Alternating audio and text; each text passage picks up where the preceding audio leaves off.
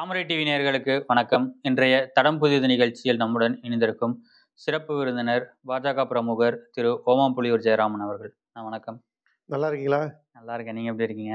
ஸ்டாலின் ஆட்சி இருந்தும் கொடூரமான வெயில் இருந்தும் நல்லா தான் இருக்கேன். பிரதமர் மோடி பேசினது தான் இப்போ தேசிய அளவில் வந்து பேசு பொருளாக மாறி இருக்கு. தேர்தல் ஆணையமே அவருக்கு வந்து கட்சிக்கு வந்து சம்மன் கொடுக்கும் அளவுக்கு வந்து இந்த பிரச்சனை வந்து போயிருக்கு. அவர் என்ன பேசினார் அப்படி? உங்களுடைய சொத்துல பாதி பங்கு வந்து ஊடுருவல்காரர்களுக்கு காங்கிரஸ் வந்து கொடுக்க முயற்சிக்கிறது அப்படின்னு சொல்லிட்டு அவர் பேசியிருக்காரு. அதிகமா புள்ள பெற்றுக்கிறவங்க அப்படின்னு சொல்லியிருக்காரு. 3 விஷயம் சொல்லியிருக்காரு. இந்த 3 விஷயமுமே ஒருவேளை தேர்தல் நேரத்தில் நான் வந்து குதர்க்கமா பேசுறேன்னு நினைச்சாலும் பரவாயில்ல, நான் குதர்க்கமா பேசுறதாவே எடுத்துக்கிட்டோம். ஒரு விவாத பொருளை ஆக்காம நீங்க ஜனநாயகம் எப்படி செழுமையாகும்? நான் இன்னொன்னு சொல்றேன். ஏற்கனவே நம்ம அரங்கத்தில் நான் பேசினது திரும்பியும் சொல்றேன். தமிழகத்திலேயே கிட்டத்தட்ட 7லேருந்து 8 லட்சம் பங்களாதேஷிகள் இருப்பதாக கூறப்படுகிறது. கிருஷ்ணகிரி மற்றும் தருமபுரி மாவட்டத்தில் இருக்கக்கூடிய வங்கதேச ஊடுருவல்காரர்கள் வெளியேறிவிட்டால் அந்த ஊரோட இயக்கமே ஸ்தம்பித்து விடும் என்ற அளவுக்கு அங்க ஊடுருவல்காரர்கள் இருக்கின்றார்கள். திருப்பூர், கோயம்புத்தூர், ஈரோடு இந்த மாவட்டங்கள்லையும் வங்கதேச ஊடுருவல்காரர்கள், பாகிஸ்தானிலிருந்து வந்ததாக சொல்லப்படும் ஒரு சில நபர்கள், ரோஹிங்கியா இஸ்லாமியர்கள் பர்மாலேருந்து, இவனுக்கும் இந்த நாட்டுக்கும் என்ன சம்பந்தம்? இலங்கை தமிழனை கொண்டு போய் நீங்க ஒரு அவனுடைய இதுல அடைச்சி வைக்கிறீங்க. ஒரு கேம்ப்ல போட்டு தகர ஷீட்டு போட்டு அவனுக்கு வந்து இந்த 40-45 டிகிரி வெயில்லாம் அவன் தகர ஷீட்டுக்குள்ள தான் குந்தி இருக்கணும், குடியிருக்கணும். அங்கதான் அவனுடைய குடும்பமே நடத்த முடியும். ஆனா ஊடுருவல்காரர்களுக்கு நீங்க வந்து எல்லா விதமான சௌகரியங்களும் செஞ்சு கொடுத்துடுறீங்க. வடநாட்டிலேருந்து வராங்க அப்படின்னு மட்டும்தான் தமிழ் ஊடகங்களும் தமிழ்நாட்டில் இயங்கக்கூடிய அரசியல்வாதிகளும் சமூக நோக்கர்கள் என்ற போர்வையில் ஒளிந்து கொண்டு தீய செயல்களுக்கு ஈடுபடுபவர்களுக்கு துணை போபவர்களும் வடநாட்டிலேருந்து வந்திருக்கான்னு மட்டும்தான் சொல்றானே தவிர அவனுடைய ரூட்ஸை வேற தேடி போனீங்கன்னா அவன் வந்து பங்களாதேஷி ஊடுருவல்காரர்கள் நிறைய பேர் வராங்க. நான் இந்த வீடியோ பார்க்குற பல பேருக்கு சொல்றேன், யாராவது கடைக்கு போனீங்கன்னா நார்த் இந்தியன் அவன் வந்து ஹிந்திக்காரன் அப்படின்னா அவன் பேரை கேளுங்க. ஃபர்ஸ்ட் அவன் பேரே ஒழுங்கான பேரா சொல்ல மாட்டான். அவனோட ஐடி கார்டை கேளுங்க. இது வந்து ஒரு மிக பெரும் பிரச்சனையா இந்த நாடு முழுக்க கிட்டத்தட்ட 2 கோடி வங்கதேச ஊடுருவல்காரர்கள் இருப்பதாக கணக்கிடப்படுகிறது. நீங்க நம்ம வீட்டில் இருக்கிறவனுக்கு சோறு போடுறதுக்கு நம்ம பார்ப்போமா? இல்ல பக்கத்தெருவில் ஒருத்தன் இருக்கான், அவன் சோத்துக்கு வழி இல்லாம இருக்கான், அதனால அவனுக்கு நம்ம சோறு போடுவோமா? எனக்கு என் வீடு தாங்க முக்கியம். இல்ல, அந்த ஊடுருவலை தடுக்க வேண்டிய இடத்துல மத்திய அரசு இருக்கு. ஊடுருவலை தடுக்க வேண்டிய இடத்துல மத்திய அரசு இருக்கு. 60-70 வருஷமா கம்பி வேலிகளோ எல்லைகளுக்கு வந்து பாதுகாப்போ பலப்படுத்தாம இருந்ததை நீங்க வங்கதேசத்திலேருந்து இப்போ இந்தியா வெஸ்ட் பெங்காலில் வந்து வேலை பார்த்துட்டு போனவன்லாம் இருக்கான். இப்போதான் அதுக்கான எல்லைகள்லாம் பலப்படுத்தப்பட்டு எல்லைகளுக்கு கம்பி வேலிகள், மின்வேலிகள்லாம் அமைக்கப்பட்டு அந்த வேலையை நடந்துட்டு தான் வருது. நீங்க சொல்றதையும் நான் ஒத்துக்கிறேன். அதையும் மத்திய அரசு செஞ்சுட்டு தான் இருக்கு. இது ஒண்ணு. 2வது, 55% ஒருத்தன் வந்து ஒரு தனி மனுஷன் செத்துப்பிட்டான்னா அமெரிக்காவோட சிஸ்டம் பிரகாரம் எப்படின்னா 55% அரசாங்கம் எடுத்துக்கும், 45% தான் அவங்களுடைய வாரிசுதாரர்கள்ட்டையும் அவங்க குடும்பத்திட்டையும் கொடுக்குது. இந்த எப்படி அங்கே அமெரிக்காவில் செயல்படுத்துறாங்கிறது எனக்கு புரியல. பொருளாதாரத்தில் நான் ஒன்றும் வல்லுநர் கிடையாது. எனக்கு தெரிஞ்சதை நான் சொல்கிறேன். சாம் பிட்ரோடாங்கிறவர் கூட காங்கிரஸோட அயலக பிரிவு அணியோட தலைவராக இருக்கிறவர் கூட இதே இதை தான் அமெரிக்காவில் இப்படி தான் இருக்குன்னு சொல்லியிருக்காரு. நீங்கள் டிசம்பர் 2006 முன்னாள் பிரதமர் மன்மோகன் சிங், அன்றைய காலகட்டத்தில் பிரதமராக இருந்த மன்மோகன் சிங் அவங்க இந்த நாட்டோட வளங்கள் அனைத்திலும் முன்னுரிமை கொடுக்கப்பட வேண்டியது இஸ்லாமியர்களுக்குன்னு சொல்றாரு. இல்ல, அதன் அடிப்படையில தான் காங்கிரஸுடைய தேர்தல் அறிக்கையை வந்து அவங்க வந்து தயாரிச்சிருக்காங்க அப்படின்னு சொல்லிட்டு பிரதமர் மோடி சொல்றாரு. உண்மை. காங்கிரஸுடைய தலைவர் கார்கே வந்து பிரதமர் கிட்ட டைம் கேட்டிருக்காரு, எங்களுடைய தேர்தல் அறிக்கையை பத்தி நாங்க விளக்குறோம்னு சொல்லிட்டு டைம் கேட்டிருக்காங்க. அதுல அந்த டிசம்பர் 2006 மன்மோகன் சிங் பேசும்போது மைனாரிட்டிகளுக்கு முன்னுரிமைன்னு சொல்லியிருந்தா கூட என்னால புரிஞ்சுக்க முடியுது. அவர் வந்து ரொம்ப தெளிவா பார்சின்னு சொல்லல, ஜெயினர்கள்னு சொல்லல, கிறிஸ்துவர்கள்னு சொல்லல, இல்ல இன்ன பிற இவங்க யூதர்கள்னு சொல்லல. அவர் ரொம்ப தெளிவா 2006 டிசம்பர் 2006 மன்மோகன் சிங் பேசும்போது இஸ்லாமியர்களுக்கு இந்த நாட்டின் வளங்களில், இந்த நாட்டின் சொத்துக்களில் முன்னுரிமை இஸ்லாமியர்களுக்குங்கிறாரு. நான் என்ன சொல்றேன், நீங்க எல்லாருக்குமான அனைவருக்குமான பிரதமரா இல்ல இஸ்லாமியர்களுக்கான பிரதமரா? இந்த நாடு மதச்சார்பற்ற நாடா இல்ல இஸ்லாமிய நாடா? இல்ல இஸ்லாமிய மயமாக்குறத நோக்கி காங்கிரஸ் கட்சி அழைச்சிட்டு போறதுக்கு பாக்குதா? அவங்களுடைய ஹிடன் அஜெண்டா என்ன? மோடி கேட்கறதுல என்ன தப்பு? இதுக்கெல்லாம் வழக்கம் சொல்ல மாட்டாங்க. இது 2வது. 3வது, மோடி பேசினதுல முக்கியமான விஷயமா நிறைய புள்ள பெத்துக்கிறாங்க அப்படின்னு சொன்னாருன்னு. ஒரு பிரதமர் நம்ம வீட்டுல எத்தனை பேர் இருக்கணும், நம்ம வீடு எப்படி இருக்கணும் அப்படிங்கறத அந்த வீட்டின் தலைவர் தான் முடிவு செய்ய முடியும். அந்த குடும்பத்தினர் தான் முடிவு செய்ய முடியும்.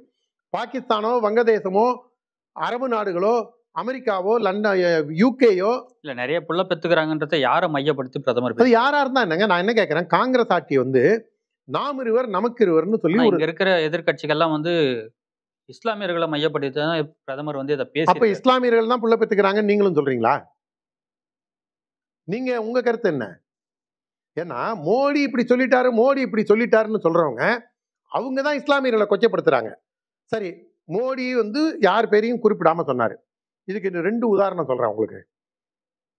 இந்த உத்தரப்பிரதேசத்துல சட்டமன்ற தேர்தல் வரும்போது நான் இது வந்து 80%க்கும் 20%க்கும் நடக்கக்கூடிய போர் அப்படின்னு சொல்லி யோகி ஆதித்யநாத் சொன்னாரு. உடனே இந்த பயலுள்ள என்ன சொல்லிட்டானுங்க, 80% இந்துக்களுக்கும் 20% இஸ்லாமியர்களுக்கும் இது நடக்கக்கூடிய போர்னு அவர் சொல்றாரு. அப்ப அந்த 80% அவர் எதை மேற்கோள் காட்டி தேசியவாதிகளை சொல்றாரு. ஓகே. அவர் இந்த 20%ங்கிறது கம்யூனிஸ்ட் போன்று, விடுதலை சிறுத்தை போன்று, இந்த மஜ்லிஸ் பார்ட்டி போன்று, எம்ஐஎம் போன்று, ஒரு ஃப்ரிஞ்ச் எலிமெண்ட்ஸ் போன்று செயல்படக்கூடிய இந்த நாட்டின் வளத்திற்கு எதிராக, இந்த நாட்டின் நலனுக்கு, ஒருமைப்பாட்டிற்கு, பண்பாட்டிற்கு, கலாச்சாரத்திற்கு எதிராக செயல்படக்கூடிய திராவிட முன்னேற்ற கழகம் போன்ற, தீகா போன்ற, நக்சல் பாரிகள் போன்ற அசிங்கம் பிடித்த இயக்கங்களே அந்த 20% சொல்றாரு. அந்த உரிமை அவருக்கு இல்லையா? இவங்க என்ன வேணா சொல்லாங்க. நேரு காலத்துல இருந்து ஒவ்வொருத்தரையும் இவங்க எப்படி ஏற்றிருக்காங்கன்னு தெரியும்ல, திமுகவும் எல்லாரும். நேருவியே இவங்க ஹிந்தி வெறியன்னு சொன்ன கும்பலுங்க இவங்க. நேருவியே கொச்சையா பேசின கும்பல் இவங்க. ஆனா அதை வந்து மானங்கட்டு போய் அந்த காங்கிரஸ் கட்சி வேணா இன்னைக்கு வேணா பல்லளிச்சிட்டு இருக்கலாம். யோகி ஆதித்யநாத் 80-20ன்னு சொன்னதை மாத்தி பேசினாங்க. மோடியே கேட்கிறாங்க, நீங்க இஸ்லாமியர்களுக்கு பாதுகாப்பா இல்லையாமேன்னு அவர் முதல்வராக இருக்கும்போது ஒரு கேள்வி, முதல்வராவோ இல்ல பிரதமர் ஆன புதுசுலயே ஒரு கேள்வி கேட்கிறாங்க. என் கார்ல ஒரு நாய்க்குட்டி அடிபட்டா கூட அதுக்காக நான் வருத்தப்படுவேன். அந்த நாய்க்கு கூட நான் இரக்கம் காமிக்கிறோம். சக மனிதன், என்னுடைய சகோதரனுக்கு நான் வருத்தம் தெரிவிக்க மாட்டேனாங்கிற அர்த்தத்துல அவர் ஒரு பதில சொல்றாரு. உடனே இந்த பயலெல்லாம் பாஞ்சு மோடி இஸ்லாமியர்கள் தான் நாயின்னு சொல்லிட்டாரு. இவங்களுக்கு என்ன இந்த இஸ்லாமியர்கள் மேல என்ன வெறுப்புன்னு தெரியல இவங்களுக்கு. ஒருவேளை இவங்களுக்கு வந்து ஓட்டு போடுறதுனால, இவங்களுக்கு ஓட்டு போடலைங்கிறதுனால பிரச்சனையா, இல்ல இஸ்லாமியர் ஏரியாக்குள்ள போய் அவங்களுடைய கட்சியை கொண்டு போக முடியலங்கிறதுனால பிரச்சனையா, இல்ல அவங்க எல்லாம் ஃபாரின்ல போய் சாமர்த்தியம் பண்ணிட்டு வராங்கிறது இவங்களுக்கு பிரச்சனையா, என்னங்கிறது தெரியல. இந்த யார் யாரெல்லாம் மோடியோட பேச்சை திரிச்சு சொல்றாங்களோ அவங்க இதுக்கான விளக்கம் கொடுக்க வேண்டிய கம்பல்ஷன்ல இருக்காங்க. ஏன்னா யோகி பேச்சை திரிச்சாங்க, மோடி கார்ல அடிபடுவேன்னு சொன்னது திரிச்சாங்க. இப்போ வந்து புள்ள பெத்துக்கிறது, மக்கள் தொகை பெருக்கத்தை பத்தி பிரதமர் கவலைப்படும் போது என்ன சொல்றாங்க, அப்ப இந்திரா காந்தி, சஞ்சய் காந்தி, ராஜீவ் காந்தி 3 பேருமே நாம் இருவர் நமக்கு இருவர் கோஷத்தை முன் வச்சு பாப்புலேஷன் கண்ட்ரோல்ல வந்து நாம் இருவர் நமக்கு கோஷமே நாம் இருவர் நமக்கு ஒருவர்னு மாறிச்சு. அதுக்கப்புறம் இன்னும் ஒரு நல்ல வேளை காங்கிரஸ் ஆட்சி இன்னொரு 10 வருஷம் இருந்ததுன்னு வச்சுங்க, நான் ஒரு குழந்தை, நீ ஒரு குழந்தை, நமக்கு எதுக்கு குழந்தை அப்படிங்கிற கோஷத்தை மட்டும் முன் வைக்காம அதையும் முன் வச்சிருப்பாங்களோங்கிற ஒரு டவுட்டு. ஆனா அப்படி இருந்த காங்கிரஸ் நாம் இருவர் நமக்கு இருவர், நாம் இருவர் நமக்கு ஒருவர் என்று சொல்லி பாப்புலேஷன் கண்ட்ரோலை பத்தி பேசின காங்கிரஸ் கட்சி இன்னைக்கு மோடி இப்படி சொல்லிட்டாரு அப்படிங்கும்போது எனக்கு ஒரே ஒரு பயம் என்னன்னா, மோடி என்னமோ வந்து காங்கிரஸ் கட்சியோ, திமுகவையோ, விடுதலை சிறுத்தையோ, கம்யூனிஸ்டுகளோ, இல்லைன்னா மோடிக்கு எதிராக வெறுப்புல இருக்கக்கூடிய எம்ஐஎம் போன்ற கட்சிகளோ, இவங்களுக்கெல்லாம் ஒரே ஒரு எனக்கு ஒரு அச்சம்தான். மோடி வந்து நீங்க வந்து வலது கையால தான் எல்லாரும் சாப்பிட்றாங்க, நீங்க பீச்சாங்கையால போய் கழுவிட்டு வந்து கையை நல்லா சோப் போட்டு கழுவுங்க, அதுக்கப்புறமா சாப்பிடுங்க அப்படின்னு மோடி சொல்லிடக்கூடாதுன்னு ஒரு பயம் இருக்கு. ஏன்னா இவனுக்கு என்ன பண்ணுவானுங்க, போய் டாய்லெட் போயிட்டு அந்த கையாலேயே கழுவிட்டு, நான் எதுக்குங்க கழுவானே, மோடி கையை கழுவாதேன்னு சொல்லிருக்காருங்க, நான் இந்த கையால தான் சாப்பிடுவேன் அப்படின்னு கூட போற அளவுக்கு இவங்களுடைய மைண்ட் செட்டு இந்த அளவுக்கு ஒரு வக்கர மனோநிலையில, ஒரு கேடுகட்ட சீழ்பிடித்த மனோநிலையில மோடி விமர்சிக்கிறவங்கள நான் பாக்குறேன். இல்ல 9 முறை வந்து தமிழகத்துக்கு வந்து பிரதமர் மோடி வந்தாரு. அதுக்கு முன்னாடி காங்கிரஸ் வந்து அவங்க தேர்தல் அறிக்கையெல்லாம் வெளியிட்டுட்டாங்க. அப்போ வந்து காங்கிரஸ் கட்சியோட தேர்தல் அறிக்கை பற்றி பேசாம இப்போ வட மாநிலத்தை போய் பிரதமர் பேச வேண்டிய அவசியம் என்ன? வட மாநிலத்தில் இதை மட்டும்தான் பேசியிருக்காரா மோடி? அவர் உத்தரப்பிரதேசத்துலையும் மேற்கு வங்கத்திலையும் போய் நாங்கள் வந்து ஹஜ் யாத்திரைக்கு போகிறவங்களுக்கு வந்து எண்ணிக்கையை கூட்டணும்னு சொல்லி சவுதி மன்னர்கிட்ட பேசியிருக்கேன். சவுதி மன்னரை அதை ஒத்துட்டு இருக்காரு. அவங்களுடைய மத கடமையை மார்க்க கடமையை செய்யணும்னு நினைக்கிறவங்களுக்கு நான் ஒரு சகோதரனா இருந்து நான் உங்களுக்கு உதவி செய்கிறேன் அப்படின்னு சொல்றாரு. அவங்களுடைய படிப்பறிவையும் கல்வி அறிவையும் பொருளாதாரத்தை பின்புலத்தையும் அவங்களையும் ஒரு தொழிலதிபர் ஆக்கணுங்கிற எண்ணத்துல மோடி அதுக்கான என்னென்ன திட்டங்கள்லாம் அறிவிச்சிருக்கேங்கிறது லிஸ்ட் அவுட் பண்ணியிருக்காரு. அப்புறம் இஸ்லாமிய பெண்கள் வந்து முத்தலாக் இதெல்லாம் வந்து தலாக் இதில் பாதிக்கப்படக்கூடாதுங்கிறதுக்காக முத்தலாக் சட்டத்தை ரிவை பண்ணி கொண்டு வந்து அதையும் சீர்படுத்தியிருக்கேன் அப்படின்னு சொல்றாரு. இதெல்லாம் தமிழகத்தில் ஒரு வார்த்தை கூட பிரதமர் பேசலையே. எந்த ஊர்ல பேசினா என்னங்க? அந்த ஊர்ல பேசினது எனக்கு மட்டும் தனியா வந்து அவர் ஃபிளைட் ஏறி வந்து டி நகர்ல இருக்கிற ஜெயராமனுக்கு மட்டுமா தனியா சொல்லிட்டு போனாரு. மீடியால வந்தது, மீடியால பார்த்ததுதான் நானும் இது பண்றேன். அதனால இந்த ஊர்ல தமிழை பத்தி பேசுறாரு. அப்ப ஏன் காஷ்மீர்ல போய் தமிழை பத்தி பேசலைன்னு இவங்க திமுகவும் கம்யூனிஸ்டும் அடுத்தது கேட்கறதுக்கும் வாய்ப்பு இருக்கு.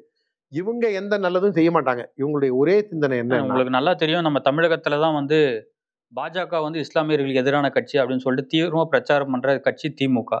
இங்க வந்து நம்ம இஸ்லாமியர்களுக்கு எதிரான கட்சி இல்லைன்ற இடத்துல பிரதமர் மோடி நிரூபிக்கணும் இல்ல? அது தேர்தல் பிரச்சாரத்துல பேசியிருக்கலாம். இதெல்லாம் யாருக்கும் எல்லாம் போய் நிச்சயம் நிரூபிச்சுட்டே இருக்க முடியாதுங்க. தமிழ்நாட்டில் மட்டும்தான் டிசம்பர் 6க்கான போராட்டம் இருக்கு. அயோத்தியில ராமர் கோவில் வந்ததுக்கு அப்புறம் கூட டிசம்பர் 6 மசூதி இடிக்கப்பட்ட தினம் அந்த இடத்தில் மீண்டும் மசூதியை கட்டுவோம்னு சொல்றது தமிழ்நாட்டில் மட்டும்தான் இருக்கு. வேற எந்த ஊர்லயுமே கிடையாது. உத்தரப்பிரதேசத்துல கூட கிடையாது. இஸ்லாமியர்கள் பெரும்பான்மையா இருக்கக்கூடிய காஷ்மீர்ல கூட கிடையாது. ஆனா இந்த பயலுக இங்க ஏன் பக்கத்துல இருக்கக்கூடிய கேரளால கூட இந்த பிரச்சனை கிடையாது. தமிழ்நாட்டில் மட்டும்தான் திட்டமிட்ட ரீதியில விஷ விதைகள் தூவப்பட்டுள்ளது. அது இன்னைக்கு விஷ விருட்சமா பெரிய மரமா வளர்ந்துருக்கு. அந்த மரம் கொஞ்சம் கொஞ்சமா அகற்றப்படும். ஆனா மோடி சொல்ல என்ன, நான் இருக்கேன், அண்ணாமலை இருக்காரு, வேலூர் இப்ராஹிம் இருக்காரு, இவங்க மைனாரிட்டி மோர்ச்சா இருக்கு, அவங்கெல்லாம் இந்த தகவலை கொண்டு போறாங்க. அதனால அது ஒரு பிரச்சனை இல்லை. இதை சொல்லி தான் வந்து மைனாரிட்டிகளை கன்வின்ஸ் பண்ணோங்கிறது இல்லை. வேலூர் மாவட்டத்திலேயே எனக்கு தெரிஞ்ச ஆயிரக்கணக்கான இஸ்லாமியர்கள் பிஜேபியில் இணைஞ்சவங்க இருக்காங்க. அதனால இது ஒரு பிரச்சனை கிடையாது. அதே மாதிரி அங்க போய் சொன்னதுக்கான காரணம் மக்கள் மத்தியில பரவலா போய் பேசப்படணுங்கிறதுக்கு. ஆனா காங்கிரஸ் தேர்தல் அறிக்கையில என்ன கொடுத்துருக்காங்க? கிட்டத்தட்ட அது வந்து ஒரு முஸ்லீம் லீக்கோட தேர்தல் அறிக்கை மாதிரி தானே காங்கிரஸோட தேர்தல் அறிக்கை இருக்கு. அதை பத்தி யாருமே விவாதம் வைக்காம மோடி என்ன பண்ணாரு, மோடி ஏன் அப்படி சொன்னாரு அப்படின்னாங்க. எனக்கு காங்கிரஸ்ல இருந்து, திமுகல இருந்து, கம்யூனிஸ்ட்ல இருந்து, விடுதலை சிறுத்தையில இருந்து, தமிழ் மீடியா வரைக்கும் எனக்கு ஒரே ஒரு இது யோஜனை என்னன்னா, ஒரு சங்கடமா என்ன இருக்குன்னா, இவங்க ஏன் மோடியோட பெட்டக்ஸையே மோந்து பார்த்துட்டு இருக்காங்கிறதா எனக்கு. இது ஒரு வியாதின்னு நினைக்கிறேன் உங்களுக்கு. எதனால அப்படி சொல்றீங்க? இல்லைங்க, நீங்க மோடி வந்து மக்கள் தொகை பெருக்கத்தை பத்தி கவலைப்பட்டு ஒரு வார்த்தை சொல்றாரு. உடனே அது இஸ்லாமியர்களை தான் சொல்றாரு அப்படின்னா, அது யாரை கொச்சப்படுத்துறாங்க? அப்ப இஸ்லாமியர்களை கொச்சப்படுத்துறாங்க. அப்ப இஸ்லாமியர்கள் தான் அளவுக்கு அதிகமா புள்ள பெற்றுக்கிறாங்களா? இந்த கேள்வி வருமா வராதா? நிச்சயமா. அப்ப வந்து கார்ல அடிபட்டாக்க, நாய் அடிபட்டா கூட அது எப்படி சொல்லலாம்? அப்ப நாயோட ஒப்பிடுறது யாரு? மோடியா ஒப்பிடுறாரு? அப்ப 80-20 அப்படிங்கும்போது தேசபக்தர்களுக்கும் தேசத்திற்கு முரணாக செயல்படுவர்களுக்கும் போது இவங்க வேணும்னே இவங்க ஒரு ஹிடன் அஜெண்டா செட் பண்ண பாக்குறாங்க.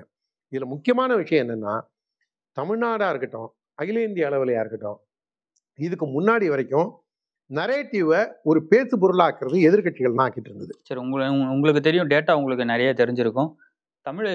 தமிழகம் சரி, இந்தியா அளவிலும் சரி, யார் வந்து அளவுக்கு அதிகமா வந்து புள்ள பெற்றுக்கிறாங்க நீங்க சொல்லுங்க. இல்லைங்க, எதை மீன் பண்ணி அவர் பிரதமர் மோடி பேசியிருப்பாரு? யார் பெற்றுக்கிறாங்களோ அவங்களுக்காக தாங்க. ஏன்னா இதை போய் நான் வீடு வீடா கதவை தட்டி ஆராய்ச்சி பண்ற இடத்துல நான் இல்லை. அதனால யார் பெற்றுக்கிறாங்களோ அவங்க வந்து இந்த இன்ட்ரெஸ்ட் ஆஃப் த நேஷன், இந்த இன்ட்ரெஸ்ட் ஆஃப் த சொசைட்டி செய்யணும். ஆனா அதை தாண்டி நான் மோடியை பாராட்டுறேன். இதை ஒரு பேசு பொருளாக்கி, இது பேசு பொருள் ஆனதுனால எதிர்கட்சிகளுக்கும் நான் ஒரு விதத்துல நன்றியை தெரிவிச்சுக்கிறேன். இது பேசு பொருள் ஆனதுனால தானே இப்ப நீங்களும் என்ன கேட்குறீங்க, யார் பெற்றுப்பாங்கன்னு பாக்குறவங்க முடிவுக்க விட்டுருவோம். இதுல நீங்களும் நானும் ஒரு முன்மொழியோட பேசுறவங்களுக்கு யார் அதிகமா ஒன்றும் இல்லைங்க. இப்ப நீங்க குடியிருக்கிற தெருவிலையா இருக்கட்டும், மன்மோகன் சிங் அவர்கள் வந்து அந்த சச்சார் கமிட்டின்னு சொல்லிட்டு ஒரு கமிட்டி அமைச்சாரு. அந்த கமிட்டிலே பல விஷயங்கள் வந்து அவங்க வந்து முன்மொழிஞ்சிருந்தாங்க. சரி, அந்த சச்சார் கமிட்டி ஏன் அமல்படுத்தாம தடுத்தது யாரு? ஏன் பாஜக அமல்படுத்தலன்றத அது எப்படிங்க நீங்க ஒண்ணு சொல்லுவீங்க, அதெல்லாம் செஞ்சுட்டு இருக்கணுமா? நீங்க வந்து இவங்க கச்சத்தீவை தாரவாத்தாங்க, நான் கச்சத்தீவை திருப்பி கொடுங்குறேன். தீன் திபிகான்னு வெஸ்ட் பெங்கால் ஓரமா ஒரு இடம் இருக்கு, அதை கொண்டு போய் வங்கதேசத்திட்ட கொடுத்தாங்க. நீங்க வந்து பாகிஸ்தான் ஆக்குபைடு காஷ்மீர்னு இருக்கு, நான் அதெல்லாம் மீட்கிறதுக்கு ட்ரை பண்றேன். ஆனா இவங்க வந்து என்ன பண்றாங்க, மேலும் மேலும் அவங்களுக்கே தானம் கொடுக்கறதுக்கு தயாரா இருக்காங்க. சீனா வந்து ஒரு 80,000 சதுர கிலோமீட்டர் ஆக்கிரமிச்சிருக்கான் காங்கிரஸ் காலத்துல. ஆனா மோடி ஆட்சிக்கு வந்தோன்னு ஒரு இன்ச்சு நிலத்தை கூட ஆக்கிரமிக்க முடியல. இப்ப இவங்கெல்லாம் என்ன எதிர்பார்க்கறாங்க? சீனாட்டையும் பாகிஸ்தான்ட்டையும் இந்த இந்த நாட்டை பாரத நாட்டை வித்துடணும்னு நினைக்கிறாங்களா? அதுக்கு மோடி ஆள் கிடையாது. அது வேணா மன்மோகன் சிங்கோ ஸ்டாலினோ அந்த மாதிரி எண்ணத்துல அவங்களுக்கு வேணா அந்த சிந்தனை இருக்கலாம். இருக்குன்னு நான் சொல்ல வரல. அப்பேற்பட்ட சிந்தனை அவங்களுக்கு வேணா இருக்கலாம். மோடிக்கோ பிஜேபிக்கோ அமித்ஷாக்கோ ஜேபி நட்டாக்கோ அண்ணாமலைக்கோ கடைசி தொண்டனான எனக்கோ அந்த ஒரு சிந்தனை கிடையாது. மாறாக இருக்கிறத பாதுகாக்கணுங்கிறது தான். என்னுடைய ஆசை என்னன்னா, மோடி 3வது முறையாக பிரதமர் ஆகும்போது பாகிஸ்தான் ஆக்குபைடு காஷ்மீரையே இந்தியாவோட இணைக்கணுங்கிறது தான். பலுச்சிஸ்தான் ஒரு தனி நாடாக உருவாக்குவதற்கு மோடி அவர்கள் முயற்சி எடுக்க வேண்டும்னு நான் நம்ம தாமரை டிவி வாயிலா நான் கோரிக்கையை இந்த நாட்டு மக்கள் முன்னாடி வைக்கிறேன். நான் மோடியா காங்கிரஸுடைய தேர்தல் அறிக்கையை பத்தி பேசியிருந்தாரு. அதுக்கு ராகுல் காந்தியும் விளக்கம் கொடுத்திருந்தாரு. 90% மோடியோட நண்பர்களிடமிருந்து நான் சொத்தை மீட்டு வந்து இந்திய மக்களுக்கு கொடுப்பேன் அப்படின்றதான் ஒரு பதிவு பண்ணேன்னு சொல்றாரு. நான் என்ன சொல்லலாம்னா, மோடி வந்து கிட்டத்தட்ட 25 வருஷமா 2001ல இருந்து அதை திருச்சிதான் மோடி வந்து இப்படி பேசியிருக்காரு. அதான் 23 வருஷமா 12 வருஷம் பிரதமர், 12 வருஷம் முதல்வர், 10 வருஷம் பிரதமர். ஆனா அவங்க அம்மா வந்து ஷேர் ஆட்டோல ஏறி தான் அவங்க சாவர வரைக்கும் பொது இடங்களுக்கு போயிட்டு இருந்தாங்க. அவங்க அண்ணன் தம்பி எல்லாம் என்ன வேலை செய்யறாங்கன்னு தெரியும். அவர் கொண்டு போய் அவங்க அம்மாவை அழைச்சிக்கிட்டு போய் டெல்லியில கொண்டு போய் இதுல வச்சுக்கல. அவரு ஒரு சாதாரண அவங்க இருந்த பிறந்து வளர்ந்த வீட்டுல தான் வாழ்ந்த வீட்டுல தான் குஜராத்ல அந்த அம்மாவும் காலமானதும் அந்த சாதாரண வீட்டுல தான். காமராஜர் எப்படி வாழ்ந்தாரோ அது போன்றுதான் பிரதமர் நரேந்திர மோடியும் வாழறாரு. நான் இன்னொரு ஆச்சரியமான விஷயமா பாக்குறது, ஆதிசங்கரர் அவரால் கூட தாய் பாசத்தை துறக்க முடியல. ஆதிசங்கரர் இந்த நாட்டை 2 தடவை சுத்தி வரும்போது அவங்க தாயார் ஆரியாம்பாள் சொல்றாங்க, எனக்கு ஒரே மகன் நீ சன்னியாசியை போயிட்டா எனக்கு யார் கொல்லி போடுவாங்க அப்படின்னு கேட்குறாங்க. உன்னுடைய இறுதி காலம் வரும்போது நான் வருவேன், நான் வந்து உனக்கு கொல்லி வச்சுட்டு போறேன் அப்படின்னு ஆதிசங்கரர் சொல்றாரு. பட்டினத்தடிகளால கூட தன்னுடைய தாய் பாசத்தை துறக்க முடியாம அவர் சன்னியாசம் வாங்கி காவேரி பூம்பட்டினத்தை உள்ளேயே ஊர் உள்ளே சுத்தி சுத்தி வந்தாரு. பட்டினத்தாரால முடியாதத, ஆதிசங்கரால முடியாதத நான் பார்க்கிற 2 சமகாலத்து அரசியல்வாதிகள், ஒன்னு காமராஜர், இன்னொன்னு பிரதமர் நரேந்திர மோடி. அப்படி இருக்கிறவரை பார்த்து ராகுல் காந்திக்கும் ஸ்டாலினுக்கும் என்ன ஒரு வெறுப்பா இருக்கும்னா, நாங்க அந்த இடத்துல இருந்தா எப்படி கோடி கோடியா கொள்ளடிச்சிருப்போம், நாங்க எந்த அளவுக்கு இந்த ஊர் சொத்தை கொள்ளடிச்சிருந்திருப்போம் அப்படின்னு அவங்களுடைய எண்ணம். ஒரு நாட்டினுடைய பிரதமர் வந்து இப்படி பேசுறது அழகில்ல, வெக்கக்கேடு அப்படின்னு சொல்லிட்டு எதிர்கட்சிகள்லாம் வந்து விமர்சனம் பண்றாங்க. இதை விட கேவலமா விமர்சனம் பண்ணுவாங்க. தமிழக முதலமைச்சர் ஒரு படி மேல போய் என்ன சொல்றாருனாக்க, வெறுப்பு பேச்சு பாகுபாடு பேசத்துலதான் வந்து மோடி அவர்கள் வந்து கேரண்டியா இருக்காருங்கிற. உலகத்துல யார் வேணாலும் பாகுபாடை பத்தி பேசினாங்க. தப்பித்தவரி கூட இந்த திராவிட முன்னேற்ற கழகமும் அதோட அதுக்கு இப்போ ஒத்துவதற்கான இப்ப புதுசா கிளம்பி இருக்கு பாருங்க. எம்ஜிஆர் நோக்கத்தையும் ஜெயலலிதா நோக்கத்தையும் தவிடுபொடியாக்கி தவழ்ந்த பாடியார் இருக்காரு பாருங்க. தவழ்ந்த பாடியாரும் கொஞ்சம் மெல்ல மெல்ல மெல்ல மெல்ல அந்த தவழ்ந்த பாடியாரும் இவங்க கூட வராரு. திமுக எதிரி, தவழ்ந்த பாடியாரோட அண்ணா திமுக துரோகி. நம்ம முன்னாள் முதலமைச்சர் போய் தவழ்ந்த பாடியார் அப்படின்னு பேசுறது அது என்னுடைய கருத்துங்க. என் கருத்தை நீங்க சொல்ல கூப்பிட்டீங்க, என் கருத்தை நான் சொல்றேன். ஏத்துக்கிறவங்க ஏத்துக்கிட்டோம், ஏத்துக்காதவங்க என்ன கமெண்ட்ல திட்டட்டும்.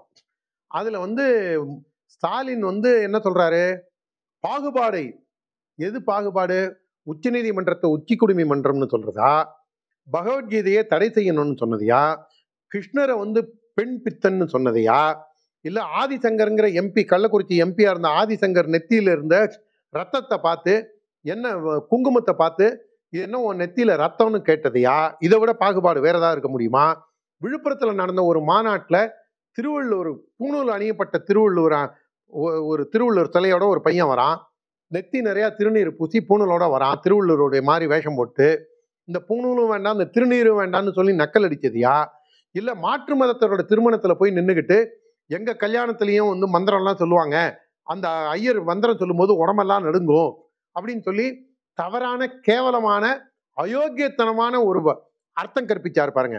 அதோட உண்மையான அர்த்தம் என்னன்னா, உன்னை இந்திரன் பாதுகாத்தான், உன்னை வந்து சூரிய பகவான் பாதுகாத்தான், உன்னை சந்திர பகவான் பாதுகாத்தான், உன்னை மன்னன் பாதுகாத்தான், உன்னை இந்த தர்மம் பாதுகாத்தது, உன் தகப்பனான நான் பாதுகாத்தேன், உன் சகோதரன் பாதுகாத்தான், இன்று உன்னை பாதுகாப்பாக வேறொருவனுக்கு மனம் முடித்து இவனுக்கு மனைவியாக உன்னை பாதுகாப்பாக அளிக்கிறேன்னு சொன்னதுக்கு உன்னை சந்திரன் வச்சுட்டு இருந்தான், சூரியன் வச்சுட்டு இருந்தான், இந்த ஐயர் வச்சுட்டு இருந்தான், இந்த மூலம் அடிக்கிறவர் வச்சுட்டு இருந்தாரு. இதாங்க பேச்சு. இது பாகுபாடு இல்லையா? அதோட இல்லாம தலையில் பிறந்தவன் பார்ப்பான், தோளில் பிறந்தவன் சத்திரியன். அது மந்திரமே அப்படி கிடையாதுங்க. அது புருஷ சுத்தமா ஸ்ரீ சுத்தமான்னு தெரியல. எனக்கு ஒரு ஐயர் தான் சொன்னாரு, இது இந்த புருஷ சுத்தத்துல ஸ்ரீ சுத்தத்திலேயே வருது. இதுக்கான அர்த்தம் என்னன்னு ராஜி டிவி டிபேட்ல எல்டாம்ஸ் ரோட்ல பாலசுப்ரமணிய சாமி கோவில்னு திருக்கோவில்னு இருக்கு. அதுல பூஜை பண்ற சிவாச்சாரியார் லைவ்ல சொல்லும் போதுதான் எனக்கு நானும் அவரும் விவாதத்துல கலந்துட்டு போது, தீக்காவை சேர்ந்த ஒரு பெண்மணி, ஸ்டாலின் உதயநிதி ஸ்டாலின் மாதிரியே அதுவும் வந்து பொய்யா சொல்ற ஒரு வக்கீல் சொன்ன போதுதான் அவர் தான் அதுக்கான அர்த்தத்தை சொல்லி, முகம் ஒரு அந்தணனுக்கு முகம் பிரைட்டா இருக்கணும், வேதம் சொல்லி கொடுக்குறவனுக்கு சத்திரியனுக்கு தோல் பலமா இருக்கணும் அப்படின்னு சொல்லி, வைத்தியனுக்கு இடுப்பு பலமா இருக்கணும், காலில் பிறந்தான்ல கால் அவனுக்கு புஜபலம் இருக்கணும் அப்படின்னு சொன்ன மந்திரத்தை இவங்க திரிச்சாங்க. அதே மாதிரி என்னது யுனெஸ்கோ புரட்டு, அது உங்களுக்கு தெரிஞ்சிருக்கும்னு நினைக்கிறேன். பெரியாரை வந்து யுனெஸ்கோவே சொல்லிடுச்சு அப்படின்னு சொல்லி அதுக்கப்புறம் யுனெஸ்கோக்கு அந்த இன்ஃபர்மேஷன் கேட்டால் அப்படி ஒன்றே இல்லைன்னு ஒன்று யுனெஸ்கோ கிளப்னு இந்த பயலுலாவே வச்சுக்கிட்டு புருடா விட்டு திரிஞ்சு நான் கறி சிரிச்சுது, இவனுக்கு கறி சிரிச்சுது. அதே மாதிரி அறிஞர் அண்ணாதுரை அவர் வந்து அமெரிக்காவுக்கு போன போது ஏல் பல்கலைக்கழகத்திலே வகுப்படுத்தாரு. என்னன்னா அவர் போய் பேடு வச்சு அங்கேயோ எழுதுற மாதிரி ஒரு ஃபோட்டோ பிடிச்சி இங்கே கொண்டு வந்துட்டு ஏல் பல்கலைக்கழகத்தில் இவர் வகுப்படுத்தாரு அப்படின்னு புருடா விட்டு திரிஞ்சாங்க. அதே மாதிரி இந்துன்னா விபச்சாரியின் மகன், இந்துன்னா திருடன் அப்படின்னு சொல்லி கேவலமா பேசினது இதே திராவிட முன்னேற்ற கழகம். பாகுபாடு பார்க்கறது ஸ்டாலின். தீபாவளிக்கோ தமிழ் புத்தாண்டுக்கோ இல்ல மாசி மகத்துக்கோ வைகாசி விசாகத்துக்கோ ஒவ்வொரு மாசமும் 12 தமிழ் மாசத்துலயும் நம்மளுக்கு 12 சிறப்பான நிகழ்ச்சிகள் இருக்கு. எதுக்குமே வாழ்த்து தெரிவிக்காம இதுக்கு மலையாளிகளோட புத்தாண்டுக்கு வாழ்த்து தெரிவிக்கிறது, தமிழ் புத்தாண்டுக்கே வாழ்த்து. நான் தான் சொல்றேன், தெலுங்கர்களோட புத்தாண்டுக்கு வாழ்த்து தெரிவிப்பாரு, மலையாளிகளோட புத்தாண்டுக்கு வாழ்த்து தெரிவிப்பாரு, ஆங்கில புத்தாண்டுக்கு வாழ்த்து தெரிவிப்பாரு. ஆனா தமிழனோட புத்தாண்டுக்கு வாழ்த்து தெரிவிக்க மாட்டாரு, தீபாவளிக்கு வாழ்த்து தெரிவிக்க மாட்டாரு. இவர் அந்த அளவுக்கு ஒரு வக்கரமா பிஹேவ் பண்றவரு, அனைவரையும் சமமாக நடத்த வேண்டியவர், பாகுபாட்டின் மொத்த உருவமாக இருக்கக்கூடிய நபர், ஆபாச ராசான்னு ஒரு ஆபாச பேச்சாளரையே கூட வச்சுட்டு இருக்கிறவரு, தமிழன் பிரசன்னாங்கிற ஒரு தரதல பயலை வச்சுட்டு இருக்கிறவரு, சைதை சாத்தான் அப்படின்னு ஒரு பேச்சாளரையே இந்து மதத்தை எள்ளி நகையாடுறதுக்கு, பெண்களை ஆபாசமா பேசுறதுக்கு, பாகுபாட்டின் மொத்த உருவமாக பாகுபாட்டின் குடோனாக திகழக்கூடிய ஸ்டாலின் இதை பத்தி பேசலாமா சொல்லுங்க? திருமாவளவன்கிற ஒரு ஒரு மூன்றாம் தர பேச்சாளர், கடவுள் பொம்மை எல்லாம் பார்த்தா அசிங்கமா இருக்குன்னு சொன்ன ஆளு. இல்ல ஒரு வீடியோ வந்து நீங்க சமூக வலைதளங்கள்ல பார்த்திருப்பீங்க, பிரதமர் மோடி வந்து அந்த குழந்தை கையில அது முக்கியமான விஷயம் பாருங்க.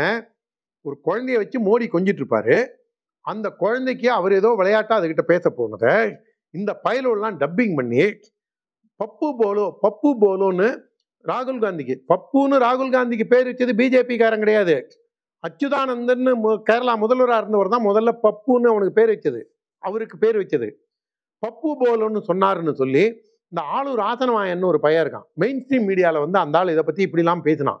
நான் உடனே அவன் இவனு சொல்றேன்னு யாராவது வருத்தப்பட்டுன்னா பட்டுங்க, அதுக்கு ஐ டோன்ட் கேர்.